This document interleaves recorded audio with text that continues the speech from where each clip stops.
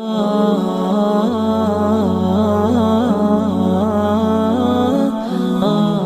وقت ضرورت اس امر کی ہے کہ ان نوجوانوں کو قرآن سے قریب کیا جائے۔ میں یہ نوجوانوں سے گزارش کر رہا ہوں، اسلام کی دعوت ہے، سیکھیں۔ حضور علیہ السلام نے فرمایا نعمتان مغبون فیہما کثیر من الناس، فرمایا الصحۃ والفراغ۔ اما بعد فاعوذ باللہ من الشیطان الرجیم، بسم اللہ الرحمن الرحیم۔ لقد کان لکم فی رسول اللہ اسوۃ حسنہ لمن کان یرجو اللہ والیوم الآخر وذکر اللہ کثیرا۔ صدق اللہ العظیم۔ ان اللہ وملائکتہ یصلون علی النبی یا ایھا الذین آمنوا صلوا علیہ وسلموا تسلیما۔ اللہم صل وسلم علی سیدنا و مولانا محمد وعلی آلہ وصحبہ اجمعین۔ سب تعریفیں اللہ رب العزت کے لیے اور بے شمار درود و سلام نبی کریم رؤوف الرحیم صلی اللہ علیہ وآلہ وسلم پر۔ اللہ رب العزت کی بارگاہ میں ہم دعا گو ہیں، پروردگار عالم ہم سب کے دلوں کو رسول اللہ صلی اللہ علیہ وسلم کی محبت سے زندگی عطا فرمائے۔ اللہ رب کریم ہم سب کو اہل بیت کی محبت عطا فرمائے۔ پروردگار عالم ہم سب کے دلوں کو صحابہ کی محبت سے مالا مال فرمائے۔ حضور علیہ السلام نے فرمایا امرنی ربی بتسع، فرمایا میرے رب نے مجھے 9 باتوں کا حکم دیا ہے۔ خشیت اللہ فی السر والعلانیہ، فرمایا تنہائی میں اور جلوت میں، ہر حال میں ہمیں اللہ تبارک و تعالیٰ سے ڈرنا چاہیے۔ ولی کی تعریف یہ ہے جس کی تنہائی پاک ہو، وہ اللہ کا ولی ہے۔ اگر ہم میں سے ہر ایک شخص سے یہ سوال کیا جائے کہ اگر مجھے تنہائی میسر آئے تو میں نیکی کی طرف مائل ہوں گا یا گناہ کی طرف لپکوں گا، تو اگر میری تنہائی پاک ہے تو تنہائی کا پاک ہونا بندے کو اللہ اور اس کے رسول کے قریب کر دیتا ہے۔ فرمایا وَكَلِمَةِ الْعَدْلِ فِي الْغَضَبِ وَالرِّضَى، تم خوشی میں ہو یا غصے میں ہو، ہر حال میں عدل اور انصاف کی بات کہنا۔ عدل کا دامن، اعتدال کا دامن کبھی ہاتھ سے چھوٹنے نہ پائے۔ فرمایا والقصد فی الفقر والغنی، تم فقر میں ہو یا امیری میں ہو، فرمایا کبھی بھی خرچ کرنے میں میانہ روی کو ترک مت کر دینا۔ وَأَنْ أَصِلَ مَنْ قَطَعَنِي، جو تم سے تعلق توڑ لے اس سے تعلق کو بولیں جوڑ لینا۔ یہ حضور فرما رہے ہیں جو تم سے تعلق کو توڑ لے اس سے تعلق کو جوڑ لینا۔ وَأُعْطِي مَنْ حَرَمَنِي، اور جو مجھے محروم کر دے اسے عطا کر دینا۔ یہ حضور کے اخلاق ہیں کہ جو تمہیں محروم کر دے فرمایا اسے عطا کر دینا۔ وَأَعْفُوَ عَمَّنْ ظَلَمَنِي، جو مجھ پر ظلم کرے اسے میں معاف کر دوں۔ یہ حضور نے حکم دیا ہے۔ وَأَنْ يَكُونَ الصَّمْتِ فِكْرًا وَالنُّطْقِ ذِكْرًا وَالنَّظْرِ عِبْرًا، فرمایا کہ جب میں بات کروں تو میری بات اللہ کا ذکر ہو، جب میں خاموش رہوں تو میری خاموشی فکر ہو، اور جب میں نگاہ اٹھا کر دیکھوں تو میری نگاہ میں عبرت ہو۔ نیکی کی دعوت دوں اور برائی سے روکوں۔ اس وقت بالخصوص عالم اسلام اور اہل سنت والجماعت کے افراد بدترین زوال اور انتشار کا شکار ہیں۔ یہاں اہل علم بیٹھے ہوئے ہیں، بدترین زوال کا شکار ہیں اہل سنت والجماعت اور مجموعی طور پر پورا عالم اسلام۔ 9/11 کے بعد ایک ڈاکومنٹ میں یہ بات لکھی ہے کہ مسلمانوں میں کچھ نئے گروہ بنائے جائیں، ان میں سیکولرسٹ، ماڈرنسٹ، ٹریڈیشنلسٹ، فنڈامنٹلسٹ اور وہ لوگ جو ماڈرن صوفیزم کو ماننے والے ہیں، ان تقسیمات میں مسلمانوں کو تقسیم کر دیا گیا۔ سیکولرسٹ وہ ہے جو اسلام کو بھی ایک مذہب کی طرح صرف زندگی کا ذاتی مسئلہ سمجھتا ہے، یعنی مسجد، ممبر اور محراب تک اسلام ہے، زندگی کے تمام دیگر شعبہ جات سے دین کو بے دخل کر دیا گیا۔ ماڈرنسٹ وہ ہے جو دین کی شکل کو مسخ کر کے ایک ایسی جدید تعبیر کے ساتھ دین کو پیش کرتا ہے جو universal declaration of human rights اور یونائٹڈ نیشنز کے چارٹر سے مطابقت رکھتا ہے۔ اور ٹریڈیشنلسٹ اور فنڈامنٹلسٹ وہ لوگ ہیں جو دین کی اس اعتبار سے تعبیر کرتے ہیں کہ دور جدید میں لوگوں کا دین پر عمل کرنا تقریباً ناممکن ہو جائے۔ آپ کی نوجوان نسل اس وقت الحاد کا شکار ہو رہی ہے۔ میں بالخصوص علماء سے گزارش کر رہا ہوں، میں براہ راست یہ بات جانتا ہوں کہ تحریک استشراق کا وہ دور جس میں براہ راست رسول اللہ صلی اللہ علیہ وسلم کی نعوذ باللہ سیرت طیبہ پر رقیق حملے کیے جا رہے تھے، اب وہ سلسلہ آگے بڑھ کر الحاد، ایتھیزم اور ایگنوسٹکس کی صورت میں اس طرح ایک دیو کی صورت اختیار کر چکا ہے کہ آپ کے نوجوان بظاہر آپ کے ساتھ مسجد میں بیٹھے ہیں، بظاہر وہ اسکول کالج میں زیر تعلیم ہیں، لیکن بہت بڑی تعداد ایسی ہے جو ذہنی طور پر یا تو ارتداد کا رستہ اختیار کر چکے ہیں یا اس رستے کی طرف گامزن ہیں۔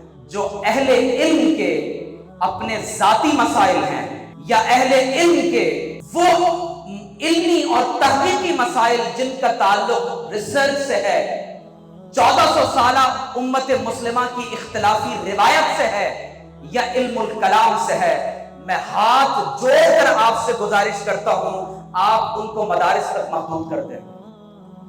مسجد، ممبر اور محراب پر ایک ایسا وقت جب افغانستان پر حملہ ہوا ہو، کشمیر کے اندر لاکھوں مسلمانوں کا کشت و خون ہو چکا ہو، سیریا کے اندر، میانمار اور برما میں، یہاں سے لے کر چین تک آپ چلے جائیں، 9/11 کے بعد 70 لاکھ مسلمانوں کا کشت و خون ہو چکا ہو اور ہم یہ بحث کر رہے ہوں کہ حضرت علی افضل ہیں یا حضرت ابوبکر صدیق افضل ہیں۔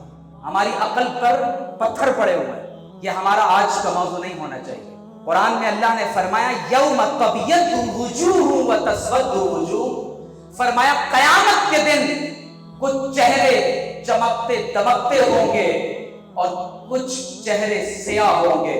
حضرت ابن عباس فرماتے ہیں، اور در منصور میں امام جلال الدین سیوطی نے اس حدیث کو مرفوعاً لکھا کہ قیامت کے دن جن لوگوں کے چہرے چمکتے ہوں گے، فرماتے ہیں وہ اہل سنت والجماعت ہوں گے۔ اہل سنت اہل بیت سے بھی محبت کرتے ہیں، مودت کرتے ہیں، ان کی مودت جزء ایمان ہے۔ قل لا اسألکم علیہ اجرا الا المودۃ فی القربى، یہ اہل سنت کا عقیدہ ہے۔ حضور نے فرمایا کل نسب و سبب منقطع یوم القیامہ الا نسبی و سببی، فرمایا قیامت کے دن ہر نسب اور ہر سبب منقطع ہو جائے گا سوائے وہ نسب جو میرا نسب ہو اور وہ نسبت اور سبب جو میرا سبب اور میرا تعلق۔ اس میں اہل بیت بھی شامل ہیں، اس میں صحابہ حضور کی سببیت سے وہ بھی شامل ہیں۔ حضور علیہ السلام نے فرمایا لا تمس نار مسلما رآنی او رآ من رآنی، فرمایا جہنم کی آگ اس کو نہ چھوئے گی جس نے مجھے دیکھا یا اس کی زیارت کی جس کو میرا دیدار نصیب ہوا۔ اہل سنت کا عقیدہ یہ ہے کہ ہم اہل بیت سے بھی محبت کرتے ہیں اور بابا کے دوہن اہل بیت کے فضائل بیان کرتے ہیں۔ ہم صحابہ سے بھی محبت کرتے ہیں، صحابہ کے بھی فضائل بیان کرتے ہیں۔ اور جب عبداللہ بن مبارک سے کسی نے پوچھا کہ یا ابا عبد الرحمن ایما افضل، معاویہ او عمر بن عبد العزیز، ان دونوں میں افضل کون ہے، حضرت معاویہ رضی اللہ تعالی عنہ یا حضرت عمر بن عبد العزیز رضی اللہ تعالی عنہ؟ جو آپ نے جواب دیا وہ اہل سنت کا عقیدہ ہے۔ فرمایا واللہ ان الغبار الذي دخل في انف فرس معاویہ مع رسول اللہ افضل من عمر بألف مرہ۔ فرمایا اللہ کی قسم، وہ غبار جو رسول اللہ صلی اللہ علیہ وسلم کی صحبت اور معیت میں حضرت معاویہ رضی اللہ تعالی عنہ کے گھوڑے کی ناک میں جہاد کے دوران داخل ہوا، وہ گھوڑے کی ناک میں جمی ہوئی دھول وہ حضرت عمر بن عبد العزیز سے افضل ہے۔ اگر حضور علیہ الصلوۃ والسلام کے ساتھ جہاد میں شریک صحابی کے گھوڑے کی ناک میں جمی ہوئی دھول کی یہ فضیلت ہے، تو مجھے بتائیں جن کی رگوں میں محمد رسول اللہ کا خون گردش کرتا ہوگا، کیا ان کی کوئی فضیلت نہیں ہوگی؟ اہل سنت اعتدال کا مسلک ہے۔ افضل البشر بعد الانبیاء صدیق اکبر ہے۔ ایک دوسرے پر الزام لگانا، ایک دوسرے کے عقیدے پر کیچڑ اچھالنا اور ایک دوسرے کی تنقید کرتے ہوئے یہ کہنا کہ وہ سنی نہیں اور یہ سنی نہیں، واللہ باللہ تاللہ اس وقت ایک منصوبے کے تحت اہل سنت کو تقسیم کیا گیا ہے۔ قرآن میں اللہ نے فرمایا وَسَيُجَنَّبُهَا الْأَتْقَى الَّذِي يُؤْتِي مَالَهُ يَتَزَكَّى۔ تمام مفسرین کا اتفاق ہے کہ اتقا سے مراد ابو بکر صدیق ہیں۔ اور دوسری جگہ فرمایا ان اکرمکم عند اللہ اتقاکم، اللہ کی بارگاہ میں سب سے اکرم اور افضل وہ ہے جو سب سے بڑا متقی ہے۔ امام رازی نے ان دونوں آیات کو جوڑ کر یوں پڑھا کہ اگر سب سے بڑا متقی صدیق اکبر ہے اور اللہ کی بارگاہ میں سب سے افضل اتقا ہے تو قرآن کی روح سے سب سے افضل ترین صدیق اکبر قرار پا ہے۔ حضور نے فرمایا لَوِتُّزِنَ ایمان ابی بکر مع امتی لرجہا۔ فرمایا اگر میری پوری امت کا ایمان ایک ترازو کے پلڑے میں رکھ دیا جائے اور صدیق اکبر کا ایمان ترازو کے ایک پلڑے میں رکھ دیا جائے، فرمایا میرے صدیق کا ایمان بھاری ہو جائے گا، میرے صدیق کا ایمان بھاری ہو جائے گا۔ بات صرف نسبت رسول کی ہے، اس وقت ضرورت اس عمل کی ہے کہ ہمارے ہاں اہدنا الصراط المستقیم صراط الذین انعمت علیہم غیر المغضوب علیہم ولا الضالین۔ اہل علم کے جو اختلافات ہیں، مسئلہ افضلیت ہو، جمل اور صفین ہو، خدا را میں گزارش کرتا ہوں علم الکلام کی کتابوں میں صدیوں میں علماء نے یہ مسائل طے کر کے لکھ لیے ہیں۔ یہ مسائل طے ہو چکے ہیں، ان کو مساجد میں، ممبروں پر، جلسوں میں ان کو عوام کے سامنے زیر بحث نہ لائیں، ورنہ بازار میں بہت سارے لوگ ہیں جو عوام کے ذہنوں کو خراب کرنے پر تلے ہوئے ہیں۔ اس وقت ضرورت اس امر کی ہے کہ ان نوجوانوں کو قرآن سے قریب کیا جائے۔ ہم اللہ کی کتاب سے دور ہیں۔ آج ہماری بدترین مسکنت، زوال، محتاجی، ذلت اور رسوائی اور زوال کا صرف ایک سبب ہے کہ اہل سنت قرآن سے دور ہیں۔ مجھے بتائیں کتنے مقامات پر ہمارے ہاں قرآن کا ترجمہ اور تفسیر سکھایا جاتا ہو، کتنے مقامات پر اہل سنت کے لوگوں کو ہم ترجمہ قرآن کے ساتھ حضور کی سیرت سکھا رہے تھے۔ حضور علیہ الصلوۃ والسلام کی سیرت تو یہ ہے کہ آقا علیہ الصلوۃ والسلام نے حدیبیہ کے مقام پر مشرکین سے صلح فرمائی ہے، 10 سال کی جنگ بندی۔ میں اہل سنت کے علماء سے گزارش کرتا ہوں آپ ایک دوسرے کے خلاف جو فتویٰ دینا چاہتے ہیں دیتے ہیں، وہ حسابہم علی اللہ، صلح حدیبیہ کر لیں، 10 سال تک جنگ بندی کر لیں، ایک دوسرے کے خلاف نہ زبان استعمال کریں نہ قلم اٹھائیں۔ اپنے کامن اینیمی کے خلاف اگر آپ متحد نہ ہوئے تو آپ کی یہ نوجوان آئندہ آنے والی نسل بظاہر ان کا نام محمد، عمر، ابو بکر، علی ہوگا، لیکن شاید یہ ایمان کے دائرے میں داخل نہ ہو۔ میں اتنی بڑی بات آپ سے کہہ رہا ہوں، یہ ٹی وی چینلز پر جو دکھایا جا رہا ہے، جو نظام تعلیم انہیں پڑھا رہا ہے، اس وقت اسلام کو irrelevant بنا دیا گیا ہے۔ ضرورت اس امر کی ہے کہ آپ براہ راست اس نیو جنریشن کو قرآن سے جوڑیں، جو آپ سے یہ سوال کر رہے ہیں کہ خدا کہاں ہے، مجھے دلیل دو۔ میں اسلام آباد میں ایک یونیورسٹی میں تھا، اسٹوڈنٹس خدا کے وجود پر سوال کر رہے ہیں، کہاں ہے خدا؟ وہ ڈارونزم کی بات کر رہے ہیں، وہ ایوولوشن کی بات کر رہے ہیں، اور ہم ان سے یہ بات بحث کر رہے ہیں کہ ابو بکر صدیق افضل ہیں یا حضرت علی المرتضی افضل ہیں۔ مجھے بتائیں اہل سنت کا عقیدہ کیا ہے؟ کون افضل ہے؟ کیا اس میں کوئی شک ہے آپ کو؟ یہ بات کتابوں میں لکھی ہے، اب کوئی اس پر جو چاہے کرتا رہے۔ یہ مسئلہ تبدیل حضور نے فرما دیا کہ جن لوگوں پر انبیاء کے بعد سورج طلوع ہوا ہے، جن لوگوں پر انبیاء کے بعد سورج طلوع ہوا ہے، فرمایا کوئی صدیق اکبر سے آگے اور افضل نہیں ہو سکتا۔ ان مباحث کو مدارس تک رکھیں۔ حضور اکرم صلی اللہ تعالی علیہ وسلم نے کس قدر تکالیف کے ساتھ، میں آپ کو مشن دے کے جا رہا ہوں کیا کرنا ہے۔ میں علماء سے بار بار گزارش کر رہا ہوں کہ ان میری گفتگو کو پوزیٹو لیجئے گا۔ میں آپ کو وہ بات کر، ٹرانسجینڈرز ایکٹ کی بات ہوئی، اس سے زیادہ کئی گنا زیادہ چیزیں ہیں جو زیر بحث ہیں۔ ہم ابھی تک جمل اور صفین سے، یہ مسائل 1300 سال میں مفتی صاحب بیٹھے ہوئے ہیں، یہ کلامی کتابوں میں مباحث بکھرے ہوئے ہیں، مدارس پر پڑھائے جاتے ہیں، علماء جانتے ہیں کہ ان کا حل کیا ہے، مشن کیا ہے۔ ادعو الی سبیل ربک بالحکمت والموعظۃ الحسنہ، لوگوں کو اللہ کے دین کی طرف دعوت دیں، اپنی طرف نہیں، اپنی شخصیات مخصوص نظریات کی طرف نہیں۔ ادعو الی سبیل ربک، اپنے رب کے رستے کی طرف دعوت دو، بالہدی ودین الحق، کہیں فرمایا کہ دین حق کے ساتھ، اللہ کی ہدایت کے ساتھ، اور یہاں فرمایا کہ بالحکمت والموعظۃ الحسنہ، حکمت کے ساتھ، وزڈم کے ساتھ اور موعظہ حسنہ کے ساتھ۔ وجادلہم باللتی ہی احسن، اور غیر مسلموں کے ساتھ مجادلہ کرو۔ فرمایا قل یا اہل الکتاب تعالوا الی کلمۃ سواء بیننا وبینکم، ہم سمجھتے ہیں کہ قرآن میں صرف 4 قل ہیں، قرآن میں 250 سے زیادہ مقامات پر اللہ نے قل کہہ کر ہمیں حکم دیا ہے۔ ان میں سے ایک حکم کیا ہے؟ تم اہل کتاب کو ایڈریس کرو۔ مجھے مجمع میں بتائیں کتنے لوگ ہیں جنہوں نے کبھی کسی یہودی یا عیسائی کو اسلام کی دعوت دی؟ مجھے آپ بتائیں کہ ہم نے آج تک جوز اینڈ کرسچنز، ہندوز، ہم نے اسلام کی دعوت نہیں دی کبھی۔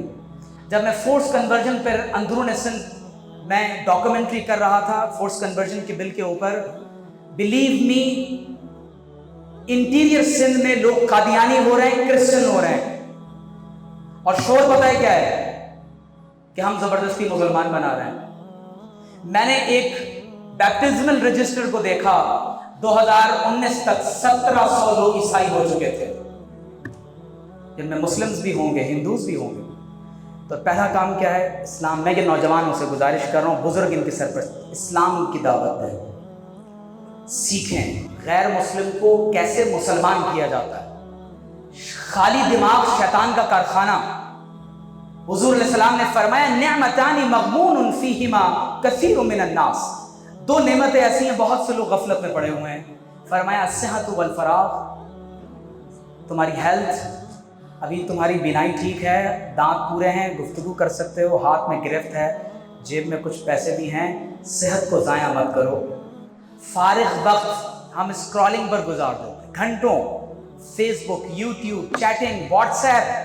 یہ پرابلم ہے اس نوجوان نسل کا، یہ پرابلم ہے اس نوجوان نسل کا۔ ہمارے پاس فارغ وقت ہم تباہی بربادی میں گزار رہے ہیں، پورنوگرافی میں، فحاشی میں، بے حیائی میں، بے غیرتی میں۔ یہ نوجوان نسل تباہ ہو چکی ہے، اور اس وقت اس قدر بدترین حالت ہے کہ جو لوگ ایتھیسٹ ہیں، حضرت اس وقت مدارس کے علماء طلبہ کو انگیج کر رہے ہیں۔ میں خود ایک ایسے سنی مدرسے کے عالم کو جانتا ہوں جس نے ایتھیزم کے چکر میں آ کر دین کو چھوڑ کر وہ ملحد ہو گیا۔ میں مدارس کے ایسے اسٹوڈنٹس کو جانتا ہوں کہ جو ملحدین کے ساتھ یوٹیوب اسٹریم یارڈ پہ جا کر مباحثے کر رہے ہیں، ان کے دماغ میں شک کا بیج بو دیا گیا۔ ان نوجوانوں کے ذہنوں میں سوالات ہیں، دو کام کرنے آپ نے، اسلام کی دعوت اور اسلام کا دفاع۔ اگلی بات اللہ نے فرمایا وَلْتَكُن مِّنكُمْ أُمَّةٌ، تم میں ایک ایسا گروہ ہونا چاہیے، وہ کیا کریں؟ فرمایا نیکی کی دعوت دیں اور برائی سے روکیں، امر بالمعروف نہیں عن المنکر، لوگوں کو نیکی کا حکم دیں اور حرام اور برائی سے روکیں۔ کب ہوگا؟ جب ہمیں پتہ ہوگا کہ نیکی کیا ہے۔ اگر ہم نے قرآن پڑھا ہی نہیں تو ہمیں کیا معلوم کہ یہ نیکی کی دعوت کیا ہوتی ہے۔ میں یہ گزارش کروں گا، یہاں مفتی ثاقب صدیق امیر صاحب ان کے والد محترم تشریف فرما ہیں، اور سوشل میڈیا پہ جس انداز سے انہوں نے ان نوجوانوں کو انگیج کیا ہے، میں اس عمل پر ان کو، والد محترم کو، ان کی پوری نوجوانوں کی ٹیم کو میں خراج تحسین پیش کرتا ہوں۔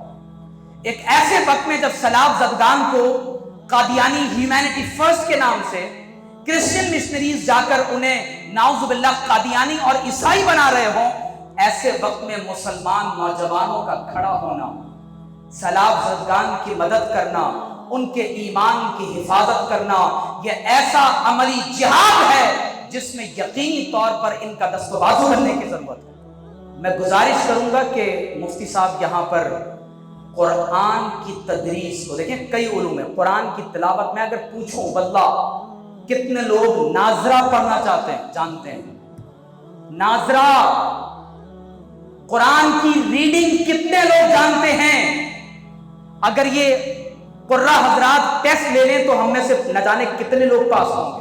ہمیں صحیح قرآن پڑھنا نہیں آتا، ہم نے قرآن کا ترجمہ کبھی نہیں پڑھا، ہم نے کبھی محمد رسول اللہ کی سیرت کو پورا نہیں پڑھا صلی اللہ علیہ وسلم۔ اگر ہم نے حضور کی سیرت کو نہیں پڑھا، فرائض کو کا علم ترک کر دیا، تو وہ علم جس پر باس پرس نہ ہوگی، اس کا حصول اور اس کی ترویج و اشاعت پر گرفت ضرور ہو سکتی ہے۔ میں اپنی بات کو یہاں ختم کر رہا ہوں کہ اسلام کی طرف دعوت دیں، امر بالمعروف کریں، نہیں عن المنکر کریں۔ نوجوان نسل اب ان موضوعات سے بیزار ہو چکی ہے، نوجوانوں کو ان موضوعات میں ہمیں انگیج نہیں کرنا چاہیے۔ علماء سے میری گزارش ہے، کسی مدرسے میں، کسی خانقاہ میں، کسی بڑے ادارے میں بیٹھ کر ان مسائل کو طے کر لیں، اور مسائل طے ہو چکے ہیں، کتابوں میں لکھے ہوئے ہیں۔ عوام ڈیوائیڈ ان کو نہ ہونے دیں، ایک دوسرے کے لیے دلوں میں نفرت کے جذبات کے بجائے ان کو انگیج کریں دین کے کاموں میں، اسلام کی دعوت و تبلیغ میں۔ اپنی بات کو یہاں ختم کر رہا ہوں کہ حضور علیہ الصلوۃ والسلام جب مکہ میں 40 برس کی عمر میں اعلان نبوت فرمایا، اور اعلان نبوت کے بعد تقریباً 10 برس مکہ میں تبلیغ فرمائی، اس میں 3 سال خاموشی سے اسلام کی دعوت و تبلیغ کا بھی دور ہے۔ اس میں بلال حبشی کا وادی بطحا میں سینے پر بھاری پتھر رکھ کر عہد لگانے کا بھی واقعہ ہے۔ اس میں حضرت زنیرہ اور سمیہ اور حضرت یاسر رضی اللہ تعالی عنہم اجمعین کی شہادت بھی ہے۔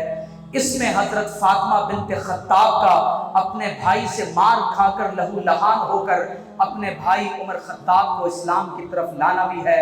اس میں 3 سال شیب ابی طالب کا محاصرہ بھی ہے۔ اس میں طائف کا وہ واقعہ بھی ہے کہ جب آقا علیہ الصلوۃ والسلام طائف کی طرف تشریف لے گئے اور مکہ کے لوگوں کو اسلام کی دعوت دے دی، طائف بنو ثقیف کے پاس گئے۔ کین یو امیجن، حضور علیہ السلام وہاں 1 مہینے تک مقیم رہے اور ایک شخص بھی مسلمان نہیں ہوا۔ 1 ماہ میں ایک شخص بھی مسلمان نہیں ہوا۔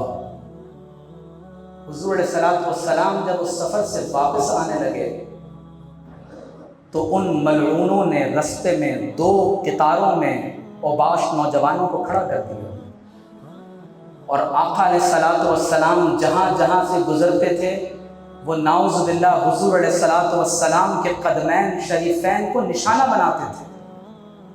حضور علیہ الصلوۃ والسلام کے نالین پاک لہو لہان ہو گئے، اور اس کیفیت میں جب آقا علیہ الصلوۃ والسلام نیچے بیٹھ جاتے تو وہ کفار حضور علیہ السلام کو دوبارہ کھڑا کرتے اور پھر قدموں کو نشانہ بناتے، اور اس کیفیت میں جب پہاڑوں کا فرشتہ حضور کی بارگاہ میں حاضر ہوا تو آقا علیہ السلام نے فرمایا کہ میں امید کرتا ہوں کہ اللہ تبارک و تعالی ان کی آئندہ آنے والی نسلوں میں اسلام کو رائج فرمائے گا۔ اور طائف آج مسلمان ہے۔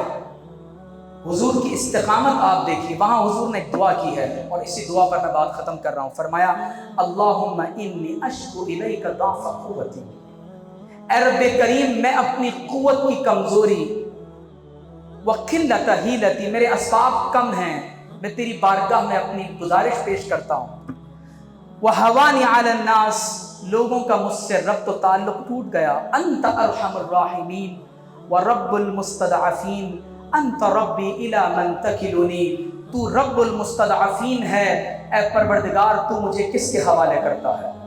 بآواز بلند کہیں، ہم دعا کرتے ہیں اللہ تبارک و تعالی اہل سنت میں اتفاق پیدا فرمائے، وہ اخوت جو محمد الرسول اللہ صلی اللہ علیہ وسلم نے مدینہ طیبہ میں سب سے پہلے تشریف لا کر مسجد بنائی، اور مسجد بنانے کے بعد سب سے پہلا کام یہ کیا کہ صحابہ کو ایک دوسرے کا بھائی بھائی بنا دیا، ایسا بھائی بھائی بنا دیا کہ فَأَصْبَحْتُمْ بِنِعْمَتِهِ إِخْوَانًا، دشمنی محبتوں میں، عداوت مودت میں تبدیل ہو گئی۔ دعا کریں کہ اہل سنت کی صفوں کا انتشار ختم ہو جائے۔ بابا سے بلند آمین کہیں۔ اللہ تعالی ہماری صفوں میں اتحاد پیدا فرمائے، اللہ تعالی ہمارے علماء میں اتحاد پیدا فرمائے، ہمارے مشائخ میں اتحاد پیدا فرمائے، اور پروردگار عالم ہم سب کو یکجان ہو کر حضور کا دامن پکڑ کر پروردگار عالم ہمیں اہل بیت کا بھی خادم بنائے اور محب بنائے، اور ہمیں صحابہ کا بھی غلام بنائے۔ اللہ تعالی ہمیں بے ادبی سے محفوظ فرمائے، ایک دوسرے پر الزام تراشی سے محفوظ فرمائے، اور پروردگار عالم ہم سب کو مل کر اسلام کی دعوت دینے کی، برائی سے روکنے کی، اور لوگوں کو نیکی کی دعوت دینے کی توفیق عطا فرمائے۔ وآخر دعوانا ان الحمد للہ رب العالمین۔